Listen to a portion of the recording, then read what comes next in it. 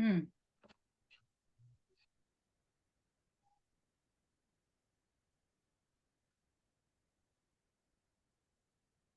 अर्थ का अर्थ है पदार्थ या वस्तु। तो ये वस्तु के अवग्रह या अवाय और धारणा, ये चारों मति ज्ञान होते हैं। है ना, ये किसके होते हैं? पहले जो हमने जो सूत्र पढ़ा था तो किसके होते हैं? कि अर्थ के, वस्तु के, पदार्थ। ठीक है, ये एक सूत्र का अर्थ हुआ। अभी देखो इसका अपन डिटेल और करते हैं, लेकिन उसके पहले अब व्यंजनस्यावग्रह, ये इससे जुड़ा हुआ सूत्र है, इसको ले लीजिए साथ में। व्यंजनस्यावग्रह मतलब व्यंजन का अवग्रह ही होता है। पदार्थ का अवग्रह, इहा, अवाय और धारणा, ये चारों होते हैं, लेकिन व्यंजन का अवग्रह ही होता है। और इसी से जुड़ा हुआ सूत्र है न चक्षुर निंद्रियाभ्याम। न चक्षुर निंद्रियाभ्याम मतलब चक्षु और मन से व्यंजनावग्रह नहीं होता। चक्षु, अभी थोड़ा सा कठिन लग रहा होगा आपको, लेकिन अभी समझ में आ जाएगा पूरा। अब इन तीनों सूत्रों को अपन समझ लेते हैं पहले। अर्थस्य, अब ये जो अर्थ है मतलब जो पदार्थ है, उसका अपन ने देख ही लिया, ये तो अपन समझ ही गए कि कोई भी पदार्थ का जो ज्ञान हुआ है वो उस क्रम से होगा। किस क्रम से होगा? अवग्रह, इहा, अवाय और धारणा, इस क्रम से होगा। ठीक है, किसी भी पदार्थ का ज्ञान। तो यहाँ पर अर्थस्य नामक जो वाला जो सूत्र है 17 नंबर का, उसमें यही बताया है। अब आ जाइए व्यंजनस्यावग्रह पर। तो इसमें ये कुछ अलग बात बोल रहे हैं। इसमें ये बोल रहे हैं कि व्यंजन का अवग्रह ही होता है।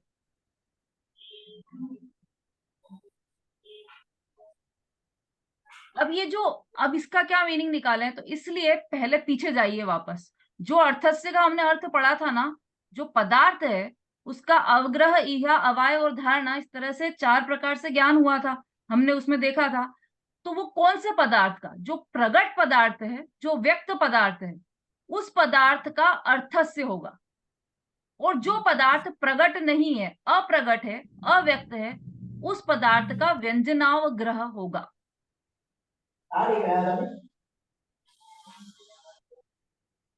ठीक है, एक बार फिर से। जो पदार्थ प्रगट है उनका अवग्रह, इहा, अवाय, धारणा होगा। लेकिन जो प्रगट नहीं है पदार्थ, उसका केवल व्यंजनावग्रह होगा। व्यंजनावग्रह होगा। अर्थस्य और व्यंजनस्यावग्रह में ये अंतर है। अब कैसे? तो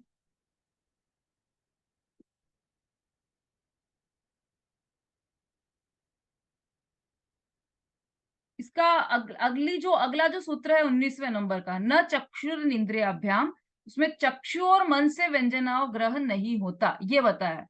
मतलब कि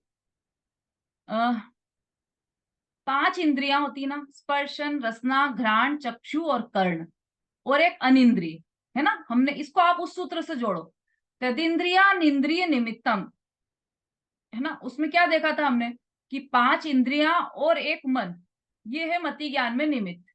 ठीक, इतना तो सबको क्लियर हुआ था।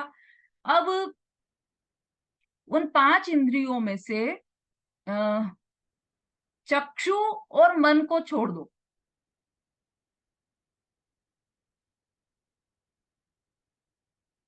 देखो, और इसको थोड़ा सा सरल करके समझाए अपन तो,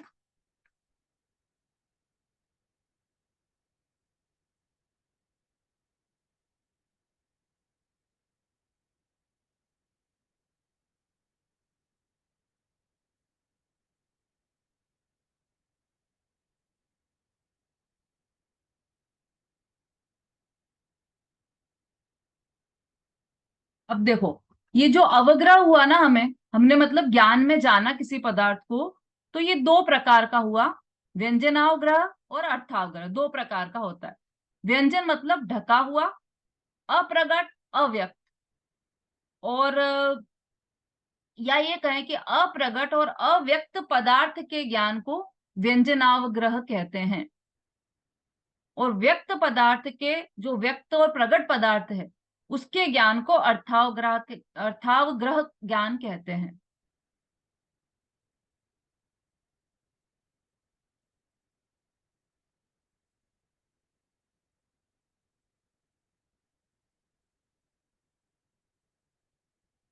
हाँ देखो, जो चक्षु और मन है, मतलब जो नेत्र और मन है, उसके द्वारा सीधा अर्थावग्रह होता है। और 4 इंद्रियों से पहले व्यंजनावग्रह, पश्चात अर्थावग्रह, इहा अवाय धारणा होते हैं।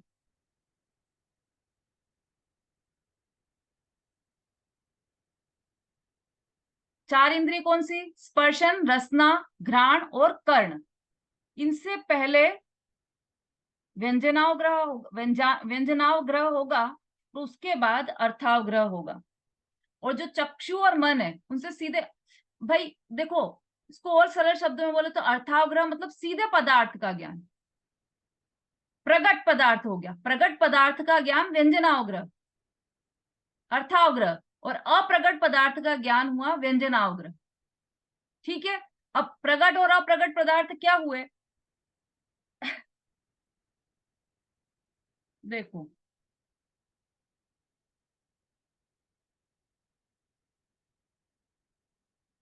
ये अपन पहले भी देख चुके हैं, प्रगट और अप्रगट पदार्थ। इसमें दिया है क्या इसका? इसमें से पढ़ सकते हैं। पुस्तक का शरीर की चमड़ी से स्पर्श हुआ, तब कुछ समय तक वह ज्ञान अपने को प्रगट रूप नहीं होता, इसलिए जीव को उस पुस्तक का ज्ञान अव्यक्त अप्रगट होने से उस ज्ञान को व्यंजनावग्रह कहा जाता है। जैसे किसी भी पदार्थ का ज्ञान हुआ, जैसे कोई चीज हमने जीभ पर रखी, अभी प्रकट नहीं हुआ। कई चीजें हम ऐसी खाते हैं जिसका टेस्ट हमको प्रकट नहीं होता है, अव्यक्त रहता है ना? तो वो सब जाता है व्यंजनावग्रह में। पहली बात तो ये समझना कि ये इतना सूक्ष्म है, इतना सूक्ष्म है कि केवल ज्ञान गम्य है। हम और आप का ज्ञान उसमें पकड़ नहीं सकता, क्योंकि ये कुछ समय में ही हो जाता है सब कुछ। अवग्रह, इहा, अवाय और धारणा, मतलब हम अवग्रह बोले इतनी देर में तो वो धारणा तक पहुंच सकता है। इतना फास्ट काम चलता है इसका, बहुत बहुत जल्दी चलता है ये काम सारा। तो अवग्रह, इहा, अवाय और धारणा, ये जब होते हैं तो किस तरीके से होते हैं ये सूक्ष्मता से बता रहे हैं। तो थोड़ा सूक्ष्म तो जरूर पड़ेगा आपको, लेकिन उसको समझने का कोशिश करना जितना भी समझ में आ जाए। तो जैसे हमें कुछ टच हुआ, तो एकदम टच होते से ही, कुछ टच हुआ हमारे हाथ पे, तो टच होते से ही एकदम ज्ञान नहीं हुआ, लेकिन कुछ समय बाद ज्ञान हुआ। कुछ सेकेंड्स लग जाते हैं ना उसमें। जैसे साइंस की भाषा में कहें तो ये यहाँ से कुछ नसें वहां दिमाग तक पहुंचाती है, ब्रेन तक पहुंचा रही है नसें, फिर उस ब्रेन को समझ में आता है कि ये अच्छा कुछ टच हुआ है, कुछ ठंडा टच हुआ है ऐसा। तब वो ब्रेन, अच्छा कुछ ठंडा हुआ है ऐसा। तो ये साइंस की भाषा है। लेकिन वास्तव में क्या हुआ है कि जो कोई चीज टच, बर्फ ठंडा टच हुआ, तो हमें 1 सेकंड तो पता नहीं चला, मतलब 1 सेकंड तो हमें बहुत ज्यादा हो गया, लेकिन एक समय जो पता नहीं चला ना, वह तब तक अव्यक्त पदार्थ का ज्ञान है। ठीक है, वो पदार्थ व्यक्त नहीं हुआ है। लेकिन दूसरी समय जो हमें समझ में आया कि ये अच्छा, अरे ठंडा लग रहा है, बर्फ टच हुआ है, तो वो पदार्थ का ज्ञान हो गया। अभी तक पदार्थ का ज्ञान नहीं हुआ था, उस पदार्थ के ज्ञान को तब वो हो जाएगा अर्थस्य। अभी तक क्या चल रहा था? जब तक ज्ञान नहीं हुआ था तब तक व्यंजनावग्रह चल रहा था। ठीक है, और सर, पुस्तक पर दृष्टि पड़ने पर पहले जो ज्ञान प्रगट रूप होता है, वह व्यक्त अथवा प्रगट पदार्थ का अवग्रह कहलाता है। हम्म प्रगट है ना, पुस्तक तो प्रगट है, स्पष्ट रूप से दिखाई दे रही है हमें, तो वो देखते से ही हमें उसका अर्थावग्रह हो जाएगा। अवग्रह हुआ ना, जो अवग्रह, अवग्रह, इहा, अवाय और धारणा, ये 4 बातें हमेशा ध्यान में रखना मति ज्ञान में। तो अवग्रह में क्या था, क्या अर्थ था भैया अवग्रह का? ध्यान है कि नहीं किसी को? चलिए वीना जी आप बताइए, अवग्रह का क्या अर्थ है? दीदी, जैसे ज्ञान हो जाता है किसी चीज को देख के, या छू के, जैसे एकदम एकदम ज्ञान हुआ तो वो अवग्रह हुआ। हाँ, जो फर्स्ट ज्ञान हुआ जिसमें हम पकड़ नहीं पाए कि क्या चीज है, डिटेल नहीं हुआ, सिंपल जो ज्ञान हुआ वो अवग्रह। ठीक है, बहुत बढ़िया।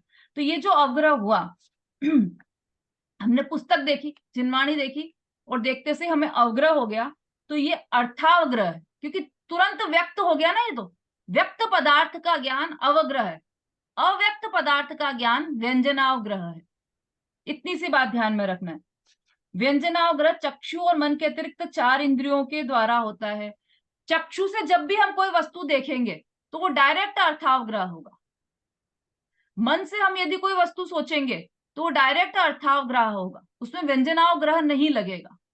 लेकिन स्पर्श, रस, गंध और कर्ण या श्रोत्र, इन चारों से हम कोई पदार्थ को ग्रहण कर रहे हैं तो उसमें व्यंजनावग्रह लगेगा। ठीक है, मतलब ऐसा हो सकता है कि जैसे हमने कोई चीज सुनी, तो कुछ सुनी, अभी सुन नहीं पाए उसको, उसके पहले जो ज्ञान हुआ, प्रगट ज्ञान नहीं हुआ, अव्यक्त ज्ञान होगा। सुनने से पहले अव्यक्त ज्ञान होगा, उसके बाद अवग्रह ज्ञान होगा, फिर अवग्रह के बाद ईहा, फिर अवाय और फिर धारणा होगी। मतलब ये नियम नहीं है कि उसके बाद अवग्रह होगा ही, ईहा भी होगी, अवाय भी होगा, ऐसा नहीं, लेकिन पहले व्यंजनावग्रह होगा। ठीक, देखो दीदी, और इसको, अवग्रह के बाद व्यंजनावग्रह होगा? नहीं नहीं नहीं नहीं, अवग्रह के पहले। पहले? अच्छा। हाँ, अभी पता है, जैसे जैसे कोई ठंडा बर्फ हमारी स्किन पर लगा, तो वो ज्ञान प्रारंभ तो हो गया हमको, लेकिन वो ज्ञान जो प्रारंभ हुआ उससे पहले का जो क्षण है वो कहलाएगा व्यंजनावग्रह। और उसके बाद ज्ञान प्रारंभ हुआ तो फिर अवग्रह हो गया ना, फिर तो अर्थस्य हो गया वो तो। अवग्रह मतलब अर्थस्य। अवग्रह दो प्रकार का, व्यंजनावग्रह और अर्थस, अर्थ पदार्थ का ज्ञान और व्यंजन ज्ञान। तो व्यंजन ज्ञान में पहले पदार्थ का ज्ञान होने से पहले की जो स्थिति है वो व्यंजनावग्रह, मतलब अव्यक्त ज्ञान, वो व्यंजनावग्रह। और व्यक्त ज्ञान हो गया तो वो अर्थस्य में पहुंच गया, और अर्थस्य के बाद अवग्रह, ईहा, अवाय और धारणा, ये सब पूरा क्रम मति ज्ञान वाला वो चालू हो जाएगा। ठीक है। जी जी, अव्यक्त का मतलब हम बखान नहीं कर सकते? अरे बखान तो बहुत दूर की बात है, अभी तो ज्ञान में भी नहीं आया, ज्ञान में ही अव्यक्त है, अभी तो ज्ञान की बात चल रही है ना अपनी। ये पूरी चर्चा हाँ। मति ज्ञान की चल रही है, बोलने की तो चल ही नहीं रही है चर्चा। अभी तो सिर्फ अच्छा। ज्ञान की चर्चा चल रही है। ज्ञान में ही कोई पदार्थ अव्यक्त रूप से जानने में आया, उसे व्यंजनावग्रह कहा है, और जो व्यक्त रूप से जानने में आ गया वो अर्थावग्रह हो गया।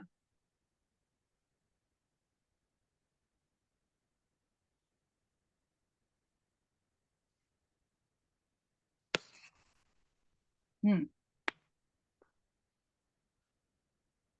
अब जे नेत्र से किसी वस्तु को देखा हमने, तो उसका व्यंजनावग्रह नहीं होगा, सीधा अर्थावग्रह होगा। मन से किसी वस्तु को जाना तो उसका भी व्यंजनावग्रह नहीं होगा, सीधा अर्थावग्रह होगा। एक बात तो ये। और बाकी की जो 4 इंद्रियां हैं उनमें पहले व्यंजनावग्रह होगा, उसके बाद अर्थावग्रह होगा।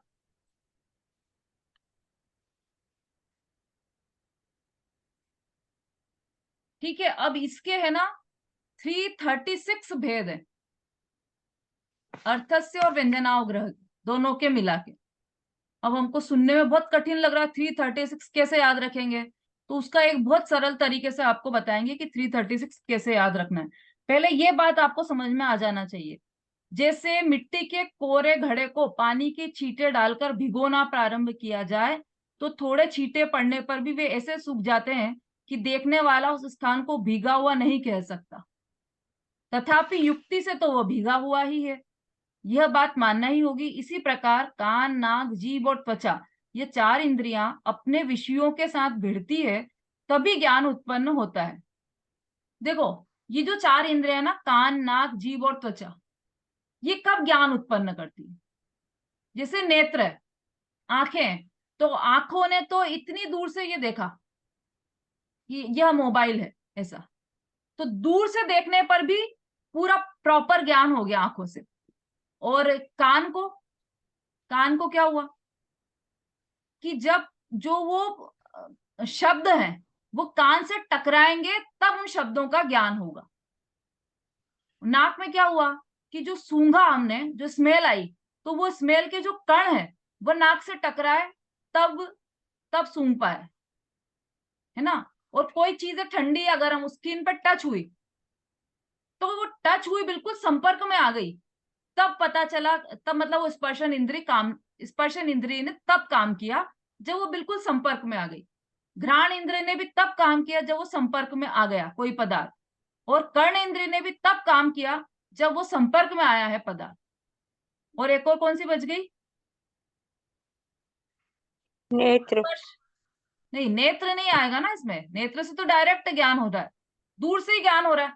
नेत्र के लिए ऐसा थोड़ी कि आप यहाँ टच करोगे तब पढ़ पाओगे किताब को, कि ऐसे ऐसे पास में लगा के किताब पढ़ना पड़ेगी, ऐसा थोड़ी होता है ना। वो नेत्र में नहीं लगेगा। पर नेत्र के अलावा स्पर्शन, रसना, घ्राण और कर्ण। कर्ण, कर्ण। चारों मतलब टेस्ट। टेस्ट के लिए भी दूर से कि वहां पड़ा रसगुल्ला और यहीं पर टेस्ट आ जाए, ऐसा नहीं होगा, है ना। उसको जीभ के संपर्क में वो आएगा पदार्थ, तब उसका टेस्ट पता चलेगा। ठीक है, ये समझ में आ गया कि ये इंद्रियों में फर्क क्यों है। तो चक्षु और मन, ये दोनों ऐसे हैं जो दूर रहकर जान सकते हैं। बाकी की चार इंद्रियां ऐसी है जो अपने संपर्क में आने वाले पदार्थ को ही जान सकती है। ठीक है, समय तो हो गया है। अब ये इसमें मिट्टी के घड़े का उदाहरण दिया है। जैसे मिट्टी के घड़े पर पानी के छींटे डाले, और वो छींटे थोड़ा तो सा पता ही नहीं मोटा चल मोटा कहाँ गए। कोरा घड़ा है थोड़ा। तो पता ही नहीं चल रहा है कि छींटे कहाँ गए, पानी कहाँ गया, लेकिन वो भीगा तो है ना, ये बात तो पक्की है। तो ऐसे ही इसलिए पहले कुछ समय तक विषय का मंद संबंध रहने से ज्ञान प्रकट मालूम नहीं होता। मंद मंद संबंध रहता है विषय का। जैसे कान में कुछ आवाज आई, ठीक है, तो पहले कुछ आवाज आ रही, तो मतलब बिल्कुल न के बराबर ज्ञान रह रहा उस आवाज का। जैसे वो मिट्टी के घड़े पर पानी दिखाई नहीं दे रहा था ना, पता नहीं चल रहा था पानी का, ऐसे कान में आवाज का पता नहीं चला। फिर क्या हुआ, मंद संबंध होने से प्रकट मालूम नहीं होता, तथापि विषय का संबंध प्रारंभ हो गया है।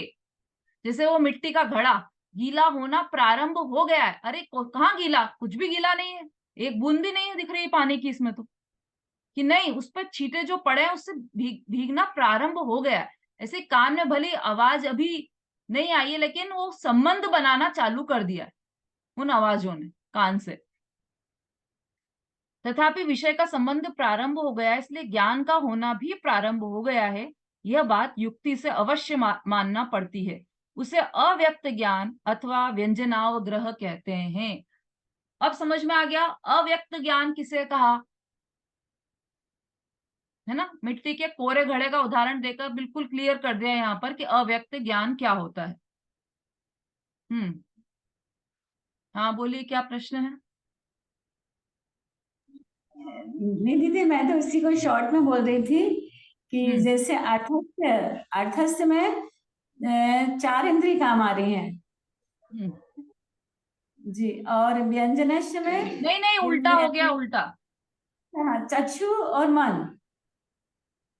और मन इसमें व्यंजन में आएगा ना।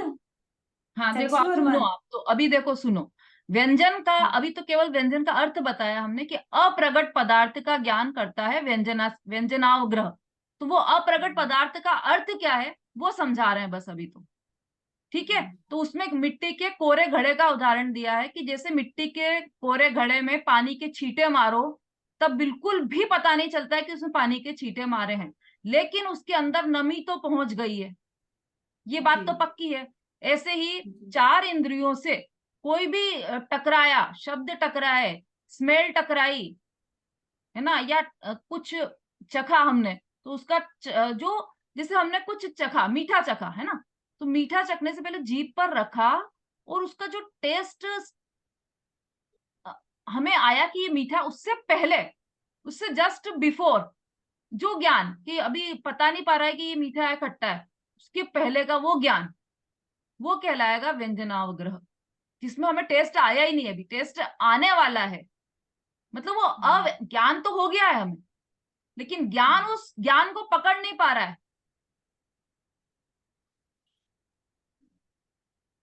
जी आया दीदी, समझ में आया।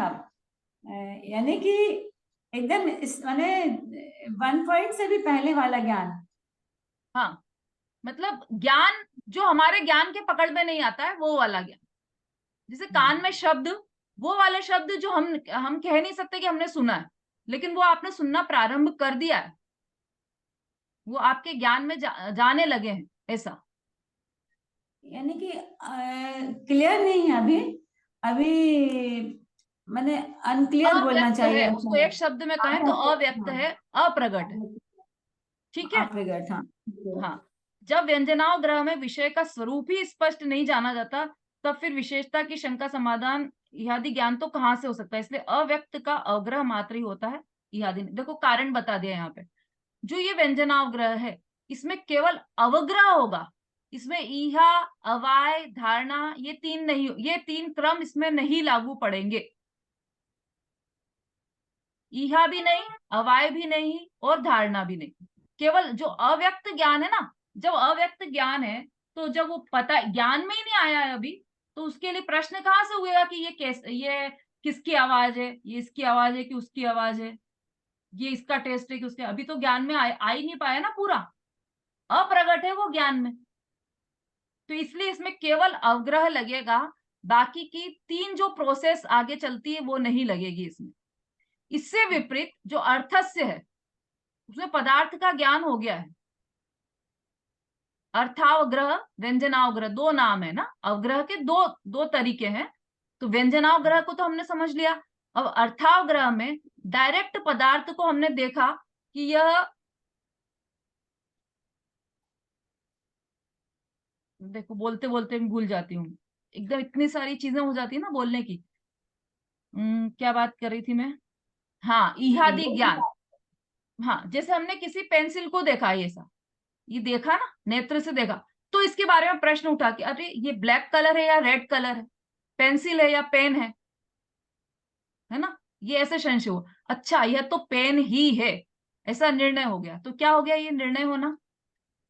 ये कौन बताएगा ये भाई? नहीं, एक मिनट सरिता जी, सबको भी मौका दीजिए। हम्म जब ये निर्णय हो गया कि ये पेंसिल नहीं, ये पेन ही है, तो इस प्रोसेस को क्या कहेंगे? हाँ, रेणु जी बोली। दीदी इसको अवाय कहेंगे। हाँ, बहुत बढ़िया। और जब ये अच्छा, ये रेड कलर का जो पेन है, ये तो बहुत सुंदर है और इसको हम कभी भी नहीं भूलेंगे, तो ये फिर किस में आएगा? ये कौन सी प्रोसेस कहलाएगी, राखी जी? जय जिनेन्द्र दीदी, दीदी धारणा कहलाएगी। हाँ, बहुत बढ़िया। आपने भी क्लास अटेंड करना चालू कर दिया? अच्छा दीदी किया। आज ही खोला है। अच्छा अच्छा, चलिए बहुत बढ़िया। तो ये अग्र अब ये जो नेत्र के द्वारा हमने प्रगट पदार्थ को जाना है ना, तो इसलिए इसके संबंध में ईहा भी हो सकती है, इसका अवाय भी हो सकता है, और इसकी धारणा भी हो सकती है। लेकिन जो पदार्थ प्रगट ही नहीं है, उसकी ईहा भी नहीं होगी, अवाय भी नहीं होगी, और धारणा भी नहीं होगी। ठीक है, इतनी दो बात क्लियर समझ में आ गई अर्थावग्रह और व्यंजनावग्रह के बारे में। अब ये थोड़ा सा बहुत ही इंटरेस्टिंग है आगे का। इसमें ये जो 336 भेद है ना, आप खुद ही समझ पाओगे कि आपको इतनी जल्दी कैसे समझ में आ गए।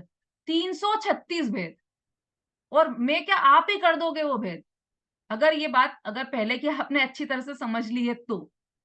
और अगर नहीं समझी है तो इस क्लास को आप वापस टेलीग्राम पर देख लेना, उसमें पूरा समझ लेना, और जो आपके नोट्स हैं उसको एक बार पूरा रिवाइज करके आना। इसके अलावा जो जिनवाणी है आपके पास, उसमें से भी पूरा पढ़ के आना, तो आपको कल का विषय तो बहुत चुटकियों में आपको समझ में आ जाएगा। ठीक है, अर्थावग्रह और व्यंजनावग्रह, ये दो के भेद, वो उन भेदों को 336 भागों में बांटा गया। तो ये अर्थावग्रह क्या है और व्यंजनावग्रह क्या है, ये हमें हमारे दिमाग में कॉन्सेप्ट अच्छे से क्लियर होना चाहिए इसका। अगर ये क्लियर है तो फिर आगे का तो बहुत इजी हो जाएगा आपके लिए। ठीक है, और घबराइए नहीं, यही मति ज्ञान ही थोड़ा सा क्लिष्ट लगेगा आपको। इसके बाद तो फिर श्रुत ज्ञान, अवधि ज्ञान, मनोपरय ज्ञान, केवल ज्ञान, ये सब इतना कठिन नहीं है। श्रुत ज्ञान में भी इतना ज्यादा याद रखने का नहीं है, लेकिन उसका भेद तो है उसमें भी, लेकिन इतना ज्यादा याद करने का और प्रकार वगैरह नहीं है उसमें, इसलिए आप घबराना मत बिल्कुल भी। आप आज देखो रोज 41 लोग रहते हैं, लेकिन कठिन विषय हो गया तो आज 34, 33 हो गए। दीदी हाँ बोलिए शोभा ये जी। वाला ये जो पहला अध्याय है ना, प्रथम अध्याय है ना, इसको तो एक बार बहुत अच्छे से फिर से डबल रिवीजन कराना पड़ेगा तभी क्योंकि बहुत हाँ टफ है ये हाँ बिल्कुल बिल्कुल ना। बिल्कुल हाँ, बिल्कुल तो कराएंगे, रिवीजन होगा। और आप भी अपना करते जाइए, हम तो करवाएंगे इसे यहाँ पर। नहीं, लेकिन आपने जैसे आज क्लास से उठे अपन, तो एक बार पढ़ लो, जो अपन ने समझा है उसको पूरा पढ़ लो, या जो नोट्स बनाया उसको उसी समय पढ़ लो, तो वो धारणा ज्ञान में भी चले जाते हैं। अब तो समझ में आ गया ना धारणा ज्ञान। अभी देखो आप जो मोटिवेशनल स्पीकर्स होते हैं, जो मतलब ये बताते हैं कि बच्चों को याद कैसे करवाएं कोई भी चीज स्कूल में जो पढ़ते हैं, तो उनसे क्या बोलते हैं कि आप जो स्कूल में पढ़ के आए हो, एक बार घर आकर पढ़ लो, एक बार शाम को पढ़ लो, एक बार कल और पढ़ लो, तो ये आपको बिल्कुल फिक्स हो जाएगा, आपको पक्का याद हो जाएगा। तो वो सब क्या है, ये कि वो धारणा ज्ञान में चला जाए तो वो याद रह जाता है। धारणा ज्ञान तक दीदी नहीं सब जा पाए तो वो याद नहीं रहता है, वही भूल जाते हैं। हाँ, कितनी दीदी बातें ऐसी सुन के निकल जाती है, अच्छी भी लगे तब भी निकल जाती। कुछ प्रश्न अपने मन में उपज के रह जाते हैं, यदि नहीं पूछे तो वो वहीं छूट जाते हैं और अपन विषय आगे बढ़ जाता है, ऐसा भी हो जाता है। तो अवग्रह, इहा, अवाय और धारणा, ये तो जीवन भर हमारे प्रैक्टिकल है, बिल्कुल ये सब होता ही है। चलिए समय हो गया है। दीदी धारणा में अच्छी चीजें नहीं पहुंच पाती ना, खराब चीजें धारणा में पहुंची रहती। तो वो तो रुचि पर डिपेंड करता है, यदि रुचि अच्छी चीजों में होगी तो अच्छी चीजें धारणा में पहुंचेगी। खराब चीजों में रुचि, किसी ने गाली बकी, तो वो तो इतनी जल्दी धारणा में पहुंच जाती है, जीवन वो भर बहुत याद जल्दी। रखता है हाँ कि हाँ, अब वो इससे बदला मरते समय लेना। तो याद नहीं। रुचि रुचि की बात है। चलिए समय हो गया, डायरेक्ट जिनवाणी स्तुति ले लेते हैं। जावाणी के ज्ञान से सूझे लो कालो, तो सोवाणी बात मस्तके नमो मस्तक के सदा नमो देते। सदा देते बूंद। बोलिए जिनवाणी माता की जय, माता की जय हो। महान उमा जैन स्वामी धर्म की जय, आचार्य आचार्य उमा उमा स्वामी की जय। जय हो। जय जैन दीदी, सभी को जय जैन। जय जिनेन्द्र। बड़ी वाली बुक में से ले रहे हो क्या आप? हाँ राम जी भाई। रामजी भाई की में से टीका ले रहे हो? हाँ हाँ दीदी इसमें इजी पड़ता है, सारी हाँ, किताब में इजी हाँ, पड़ता इसमें है भी इसमें। शॉर्ट में दे था। छाबड़ा जी की है। इसमें भी है सम्यक ज्ञान हाँ। प्रदीपिका है, डॉक्टर साहब की, उस तत्वार्थ मणि प्रदीप उसमें भी है, और मेरे पास कल्पना सब है। बेन का तत्वार्थ सूत्र है उसमें भी है। सब में से छांट के जो सबसे सरल लग सकता है आप लोगों को, वो निकाल के आपको बता देते हैं। पुलक सागर नायक जी की भी है। पीडीएफ कहाँ है ग्रुप पर? ग्रुप में डली हुई है पीडीएफ। ग्रुप पे है, मुझे तो मैं एक बार और डाल दो दीजिए। बार 2 बार डली हुई है। अच्छा, मैं डालती हूँ।